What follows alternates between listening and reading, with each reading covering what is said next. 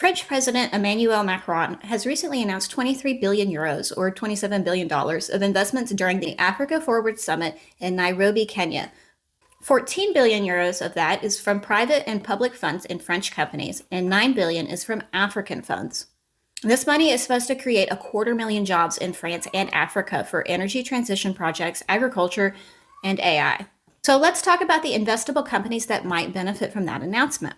Hi, I'm V. I'm not a financial advisor, but I live on news sites and invest based on government spending and current events. Africa as a continent is so interesting in so many different ways. They have rapidly changing demographics and are becoming more industrialized, so much of it is changing really quickly. France is trying to play nice and make Europe seem like it's a more reliable trade partner than China or the United States. Recently, France has removed many of its troops from former colonies like Cote d'Ivoire, Niger, Chad, and Mali, and then they've agreed to repatriate artwork and archaeological artifacts that were looted during the colonial period. They're also saying that colonialism can't be blamed for all of Africa's problem and that leadership needs to step up, so it seems like mixed signals to me. Many articles online are saying that this is an attempt by the French government to expand its reach into more English-speaking African countries because they've pissed off all of the French-speaking ones. President William Ruto wants to position Kenya as a reliable trading partner as well. Kenya actually entered into a defense agreement with France last year and in March actually shipped an additional 800 French military personnel in for training and security exercises.